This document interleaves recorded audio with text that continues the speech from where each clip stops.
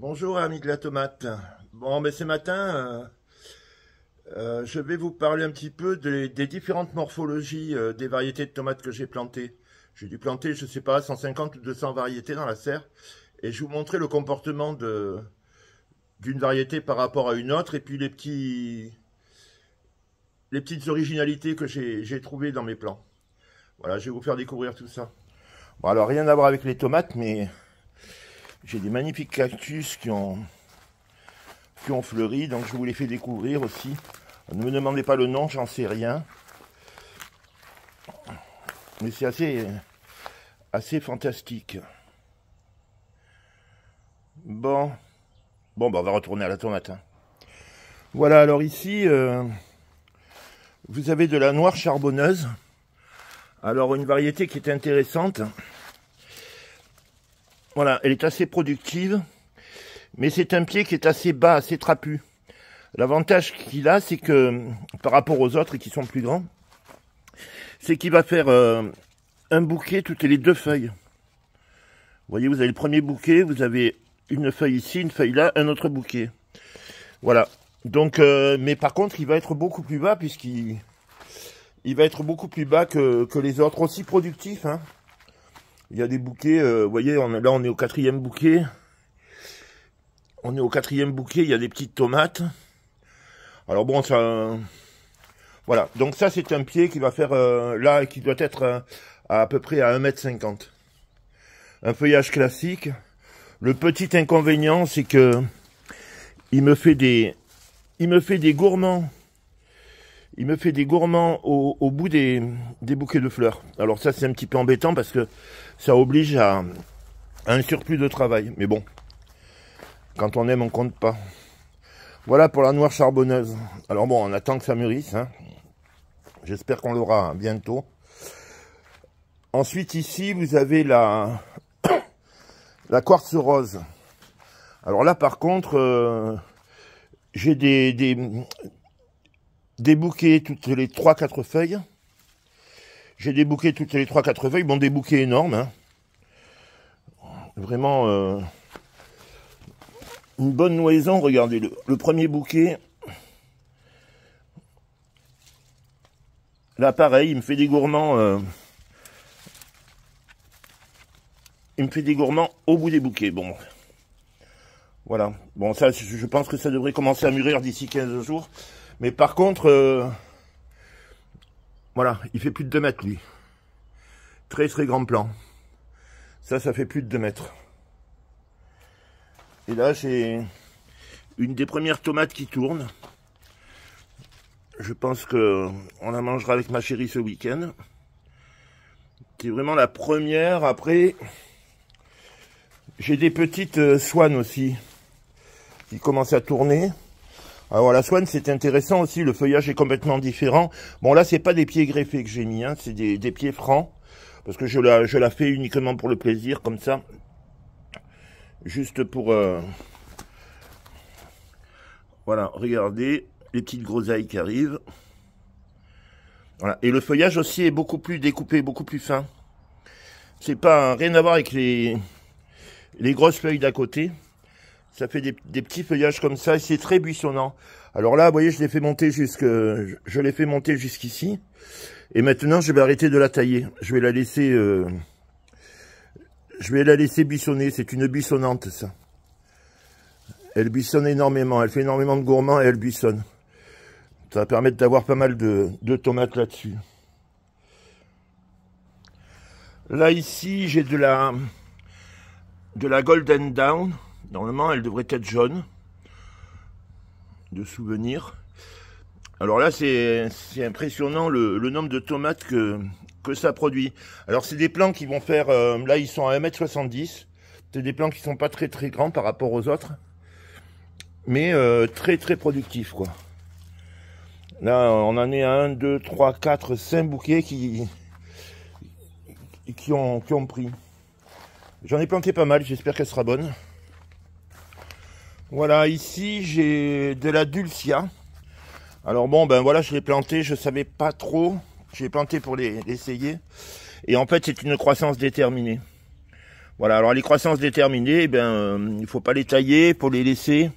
Elle reste au ras du sol. En fait, il n'y a pas de gourmand. La tomate se prolonge pas. Donc ça, c'est des variétés. Bon, voilà, c'est une petite erreur de ma part parce que normalement, j'en plante pas. Mais bon, puisqu'elle était plantée, j'ai laissé. Voilà, ça, c'est croissance déterminée. C'est des tomates qu'on ne taille pas. Ça va tout donner. Ça va donner toutes les tomates en même temps. C'est un petit peu un inconvénient. Et après, il n'y aura pas de suite. Donc, tout va mûrir en 3 semaines. Et puis, 3 semaines, un mois. Et puis après, il n'y aura plus rien. Donc, bon, mais ça, c'est pour les gens qui ont des saisons courtes. C'est intéressant de trouver des variétés à croissance déterminée. Mais moi, j'y trouve pas un grand intérêt ici. Voilà, ici, vous avez de la tomate voyage. Alors c'est une tomate qui est toute boursouflée. Bon, elle a peu d'intérêt à part le côté esthétique. Après, franchement, ça a été la galère pour tailler, quoi. Ça fait, ça pousse un petit peu comme les tomates. C'est un petit peu anarchique. Ça pousse n'importe comment. Je me suis vraiment embêté à enlever les gourmands. J'ai dû arracher peut-être 10 ou 20 pieds de voyage parce que j'en avais marre. Ça, bon, comme c'est des variétés que je fais uniquement pour la semence, je sais pas pourquoi j'en ai planté autant d'ailleurs. Et j'en ai arraché au moins 10 ou 20 pieds parce que c'était trop la galère, quoi. Avec 4-5 pieds, j'en aurais largement assez pour faire de la semence. Mais bon, voilà, c'est vraiment pour les gens qui veulent essayer. Elle a vraiment peu d'intérêt, quoi. Vraiment très très peu d'intérêt. Puis c'est la galère à monter. Elle était partie sur... Enfin, c'était vraiment pas une tomate facile à faire. Après ici, vous avez encore une autre sorte une autre morphologie. Alors là, c'est de la romaine mouchetée. Romaine mouchetée. Vous voyez? Ça ressemble un petit peu à une andine. Elle va être rouge, striée de jaune.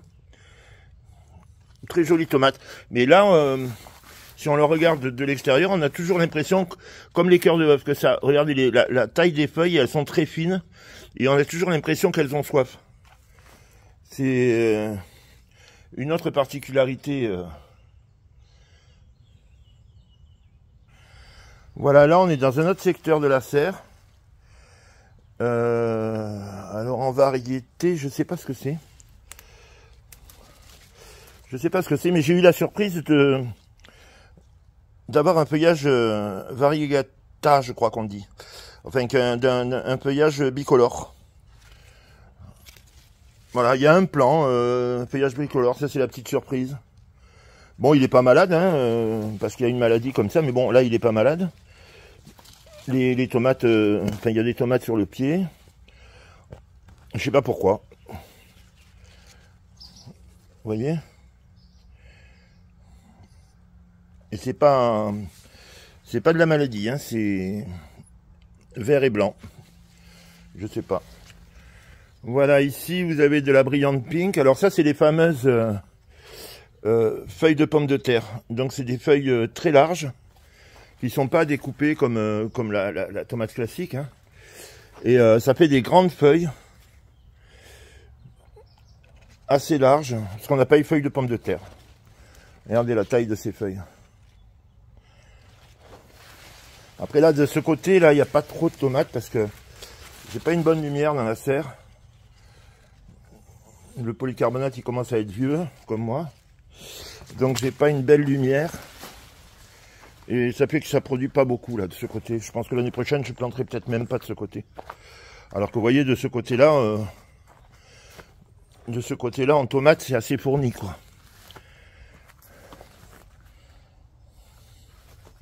C'est assez fourni. On verra ça. Maintenant, il tarde vraiment que les tomates arrivent, hein, parce que j'en ai marre de voir des fruits verts. Je tourne en rond, on a un boulot de fou, et puis on ramasse pas. J'ai pas mangé une seule tomate encore depuis le début. Mais bon, ça viendra. Voilà, de ce côté, ben, ça pousse, hein. On a ébourgeonné tout ça. Et là, aujourd'hui, on va s'attaquer à cette à cette partie parce que ça commence à... Là, pratiquement toute la serre est faite. Hein. Enfin, est faite et à refaire. Et là, maintenant, on est sur ce secteur-là. On va commencer à enrouler. Mais là, les plans sont assez grands. Ça devrait le faire. Alors là, j'ai de la Dancing White. Je sais pas pourquoi il y a white dedans. Et c'est une tomate qui tourne du vert